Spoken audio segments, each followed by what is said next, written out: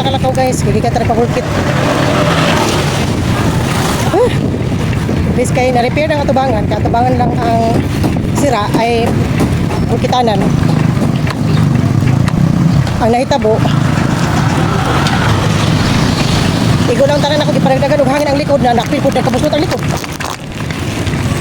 Bustot ang likod gaha. Mas daghan pag bustot ang likod.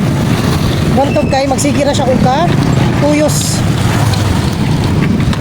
Ang punta Kalakaw guys. Sayro ko ning apning nakaw sa balay. Karon na sa oras. Pero grabe ka smooth na. Humok na kay ipadagan. Pulpak kayo ang hangin sa ligid. Perfect. Perfect na kayo hangin sa ligid guys. Hindi rin nahangak benjakan. Full kayo ang hangin sa duha ka ligid. Pero dapat daw sikanhan man guni ato ang bike. Sikanhan niya atong bike ang interior puros binulkitan. Kaya daghang bulkit ang interior. Sikanhan mo guni atong bike. Niya medyo taud-taud na sa siya pagkapalita. 2 years naman guro ni.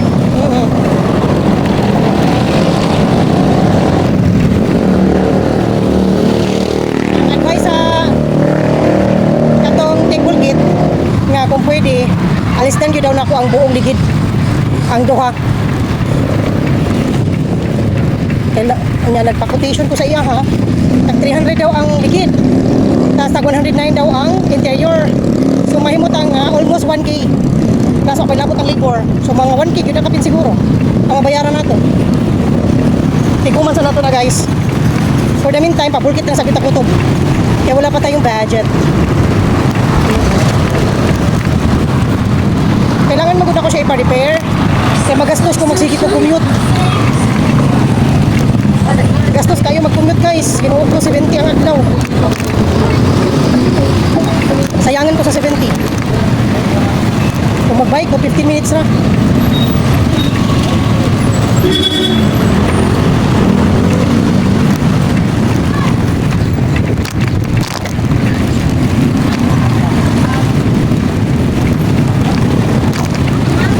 Tapos exercise pa tagamay. Init lang yun siya guys. Init lang yun siya. Wala dyan yung problema sa mag-bike. Labi na nga ng oras ha. Tutok na kayo guys. Alas 12. 12 uto na yun siya guys.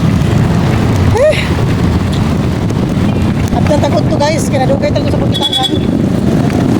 Kaya medyo daghan po nagpabulkit.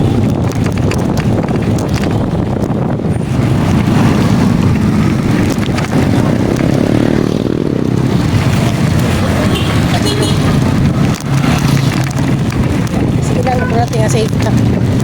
Importante na bulkitan na siya. Kaya dugay na natin niya ginamulok. Hanotoy na kayo eh. Perfect na kayo.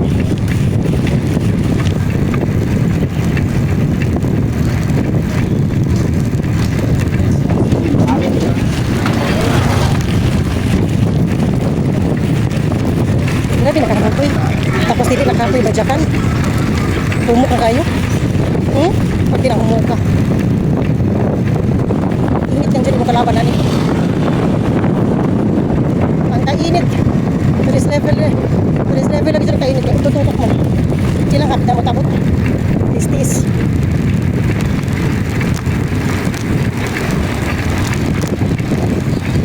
Ano tira kayo siya? Walang effort ba? Walang effort na pagbanjak niyo mo ba? Diretso na siya.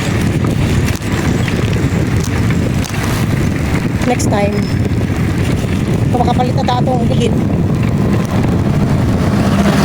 ipa-overhaul na sa dato. Mag-inquire na po tagpa-overhaul ani. Kailangan man doon na ito mo matod pa mo invest ani. Kaya mamaya itong ginagamit. Para sa everyday. Kailangan pa. Kaya mamaya siya akong ginagamit sa work.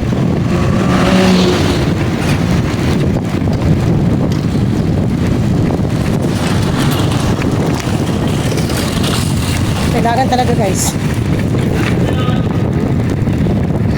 Magastos. Pero kailangan man.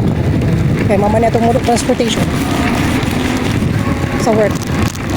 Actually, sa work lang na ako ginagamit, guys. Huwag usahay, magpalit o pagkaon lakat-kat. Pero mostly sa work, hindi siya.